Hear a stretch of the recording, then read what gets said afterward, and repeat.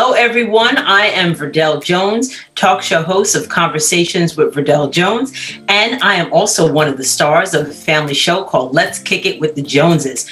We are so excited that you decided to join our show today. Have you heard? A show powered by Rude Rangers Entertainment. You know, there's nothing better than good talk with good friends, and that's what today's show aims to do. We hope that our conversation entertains and uplifts and empowers you to live your best life possible. We also want to make sure that you like and share this show, and make sure you comment too. So we want to hear from you. So comment in the comments in the chat section, and one of us will definitely get back to you. And we also want to remind you that if you want to see our show and more shows like it, you can visit ruderangers.com. So, as I said, there is nothing better than good talk with great friends. And I have the absolute pleasure of being a co-host with two wonderful, empowering women who, you know, their mission is to really empower others. And I'm so blessed to be part of this little Have You Heard group. And so let's have them, you know, say hello to everybody. We're going to start with Coach Heidi K. Thank you for that introduction, Verdel. Hi, everybody. I'm Coach Heidi K. I'm a certified life and dating coach. I'm the host of the podcast Break Up to Breakthrough with Coach Heidi K. And I'm also on the faculty of IPEC Coaching, training new coaches to do this work that I love every day. Really excited to talk with you and learn more about you. And last but certainly not least, we have the Fitter Woman. Hey fam, my name is Orlandina and I am the Fitter Woman. I'm the executive host and executive producer and host of Muscles and Stilettos. It's where I share tips and strategies to show you how to live your fittest, healthiest, and happiest life. And I'm here with these beautiful ladies just to share the knowledge and wisdom that we've acquired and learn and share with you. Mm-hmm. Absolutely. I am so excited to be here today. This is awesome. You know, I mean, it's like girl power on steroids you got here. You know what I'm saying?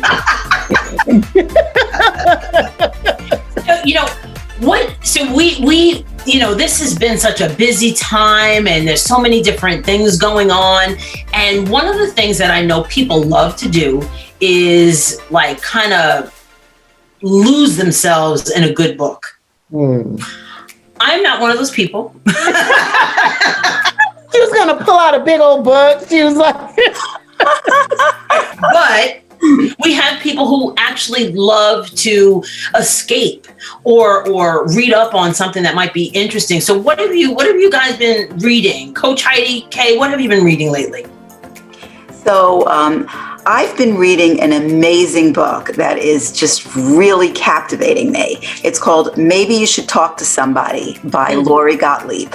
And it is about a therapist and her therapist and the whole parallel process of her life and her crises that she goes through and her growth in parallel with how she helps her clients go through similar themes. And they're all themes that everybody can relate to. And they're themes that I work with people on because the therapist in the book has just gone through a terrible breakup. And that's really how the book begins. So it's fantastic, and it's very relatable. Have you girls heard of anything about that book or? No. What is the name of it again, Heidi? It's called Maybe You Should Talk to Someone. Oh, Do you feel like saying that to anyone? yes. I got people. I think I need to talk to someone. 100.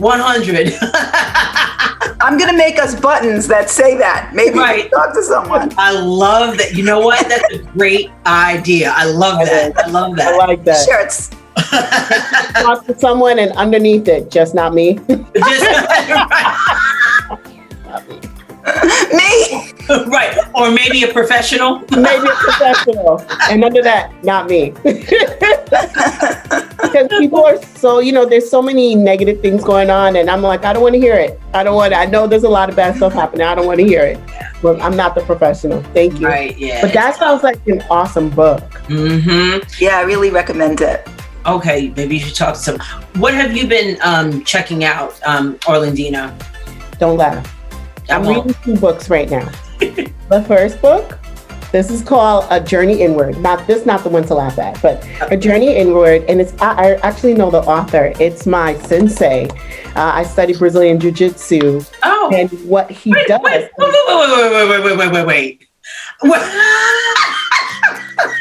Just slipping that in. I do. We don't know about her yet. It's like, well, now with everything going on, I haven't been on the mats for a while, but I got even up to my 3rd stripe as a white belt. Really? Wow. Yeah, it's Very cool. Impressive, powerful. I woman. know. Just slipping that in like, oh, I had a cup of coffee on my way over here.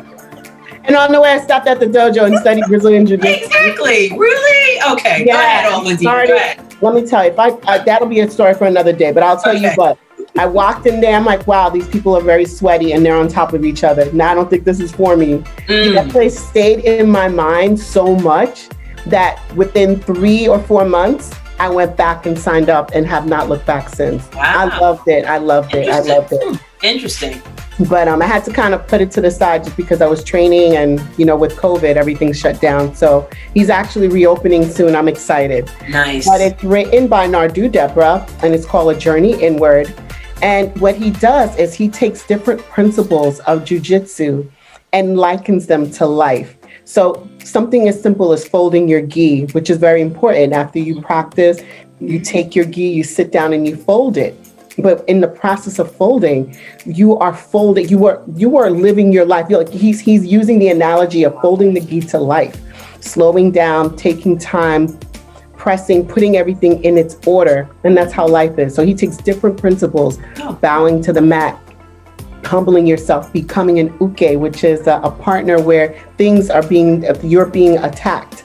So, just being humble and relaxed. So each principle that you learn on the mat, he just takes it and compares it to life. It's really good book.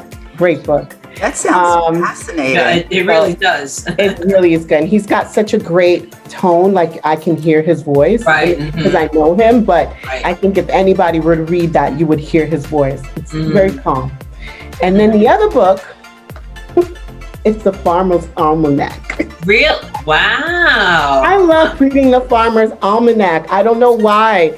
I love seeing, what gardeners are doing and the moon, and it's really cool. I really like, and I'm just reading it like, oh, what's the date going to be? What's the weather going to be like on such date? I always find it interesting. The Farmer's Almanac. So let me ask you a question. Since you read that, is the Farmer's Almanac true? Like, does it ring true? I have found it to be pretty accurate. Really? I have. I've had events on certain dates, and I'll look in the Farmer's Almanac, and it has been true. Yeah, wow. So it's been pretty accurate. Interesting. Yeah. It's true confessions. I've never read the Farmer's Almanac. No, me either. Meanwhile, I'm sitting there going, ooh, what should I plant my mums? Right. I mean, they even go down to telling you what's the best time to cut your hair. Like different activities. Really? Yeah. It's that's really interesting. It is. It breaks it down. It's by calendar, regions. It talks about, there's even little articles, like this one talks about how to pick a pet. So. Oh, wow. I need to pick that up. We've been talking about getting a dog. So you should pick up the 2021 Farmer's Almanac. It's like Reader's Digest. Really? So my that? Wow, Reader's Digest. I know, back in the day. Yes. So talking about the pets, my children, my grownish children, they want a dog. So I put them in charge of, okay, find out. I wanted not a puppy. We want to adopt. It has to be hyperallergenic. So you have to do all these things, and then we'll see about, you're in charge. So I gave them this task. Maybe about 4 months, maybe 3 months ago. Nothing happened. So I don't want a dog. I don't want a dog. I'm just waiting. So what would you suggest for someone who can't take the time to slow down to actually sit and read. A lot of things that I read are information. It's only for information. I don't read for pleasure. I need to find the facts about some information. So I go to I read it, and that's it. So what would you suggest for somebody to do to start reading for pleasure? Heidi. I had similar struggles with getting myself to, into a relaxed state enough to focus on the book, because I might open the book and then I'm thinking about all the things I need to do, and et cetera, et cetera. Right. So I've got to get into the frame of mind, sort of carve out the time. But one of the things that I do sometimes is Steve and I read together out loud, and it really keeps the focus going. And it's a really nice bonding activity. With your partner, with a friend, with a family member. It's really nice to be read to. So you read some of it and then the other person reads some of it, and then you can talk about it. So if it's a real thought-provoking book, it can lead to some good conversation. I love that. That is awesome. And it is a bonding thing, right? And the book clubs and things like that, I think are good also. Yes. Just being able to, I like to talk. Orlandina, we all like to talk. We're educators, basically. The show. Right, exactly. So that's a great way. I think book clubs are a great way because you can discuss, what the book is about and, kind of unpack it. I like to unpack things, and we probably all like to unpack things as well. Get into it really deep. Right. I think another way is just to do audio books, as you're driving to get into a book. I did that with one of Paulo Coelho's book. I read it, but then I listened to it again, but as an audio book. Nice. And I find that you can catch things that you may have missed in either modalities. So yeah. Right. Different type of learners, right? Yeah. Just can't still to read a book, but they're on their drive, they can listen to it, and they get the information as well. Exactly. So you know what? Okay, I promise the next episode we have, I am going to share a book that I have actually read. So you know what? We'll know if you didn't read it. That's true. No, I'm going to read it. I'm going to read the Cliff Notes. Cliff Notes. I remember Cliff Notes. Remember those? We're gonna take a quick break, and you're watching Have You Heard, a show powered by Rude Rangers Entertainment. We're gonna take a quick break, and we'll be right back after these messages.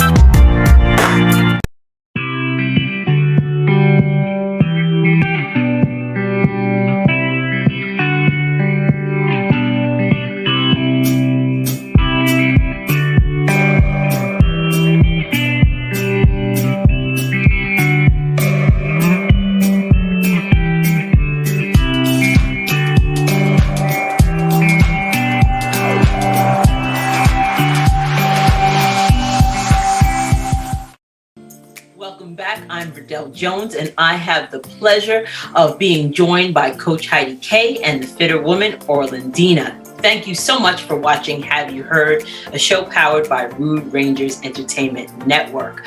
And make sure that you like and share this episode so everybody can see what's going on with Have You Heard. So, let's just, jump right into it. Oh, and also make sure you comment. We want to hear from you, and we will be sure to get back to you. We talked about at the top of the show about how this, lots been going on. It's very tumultuous time within our society. And I wanted to kind of talk a little bit about lenses and how people perceive things. There's so much division within our country, which is very, very sad. And, I had a thought. I was thinking about 9/11. And when 9/11 happened, we coalesced as a country.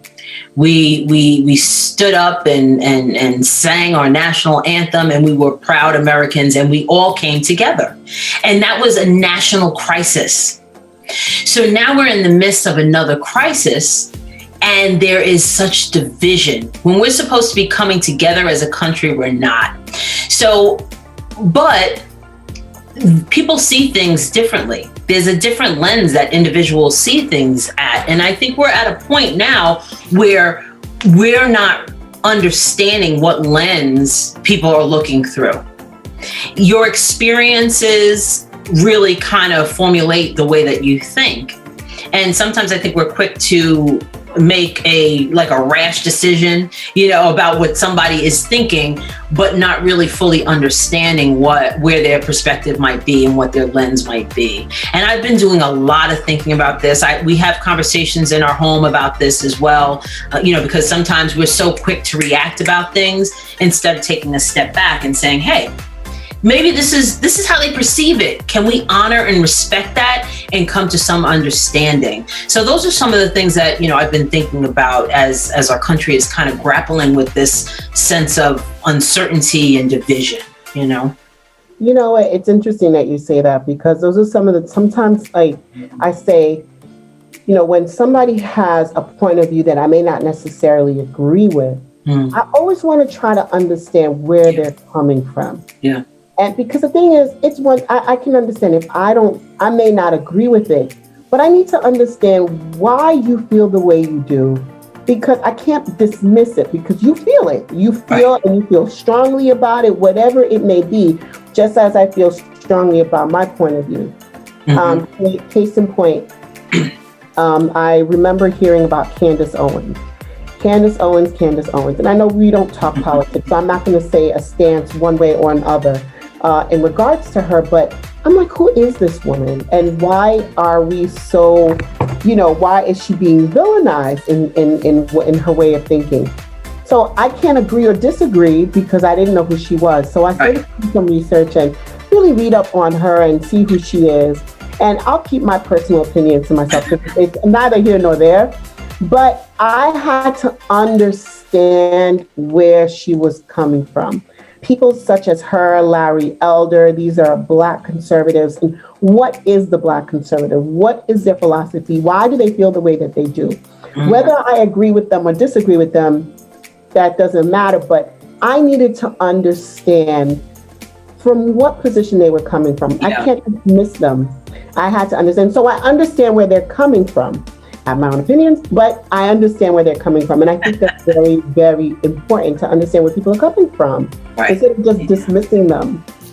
Absolutely. And I think that's how our country has gotten to where we are, because everybody is dismissing whoever has another point of view. I think we're, most or many of us are guilty of that at times. So, without getting into politics, for 4 years, two sides have been dismissing the other side like their opinion doesn't exist. And guess what? It doesn't work. The other opinion isn't going away because the other people are just as invested in their opinion. Very true. They're thinking, I'm just as crazy as one side's thinking the other side is crazy. And we keep on thinking the other side will see the light, whatever the other side is, but the other side is isn't seeing the light. They're waiting for you to see the light. Yeah, absolutely. So if we keep dismissing, we're not going to dig out of this. No. And it's a situation. So I go back to 9/11. We, like I said, we did coalesce around this common, cause, if you will, and really just being upset and mourning. Really, we were in a season of mourning of the tragedy that happened during 9/11. And what is the difference between what happened 9/11 and as opposed to a tragic pandemic that's going on now that's killing hundreds of thousands of people, and it's just amazing how we got so far from being together and uniting as a country. It's such an important comparison because I remember 9/11 clear as day, and to get through that unspeakable tragedy, I think we all felt, I know I felt love and support, to get through a tragedy with love and support is so much different than getting through it with strife. Like, you don't know what you could say to who and what they're going to say back. And it's just completely different. And I miss that time of unity. Yeah, me too. I don't miss tragedy, but I really miss the time of unity. I felt it so strongly. It was palatable. Like it was something that was in the atmosphere, that energy, you could feel that. Yes. I think with 9/11, it was them versus us. Us versus us. Right. It's like if you're siblings, you'll fight amongst your brothers and sisters, but God help the person that comes in. Good point. You're going in, when they're right, they're right. When they're wrong, they're right. It doesn't matter. That's true.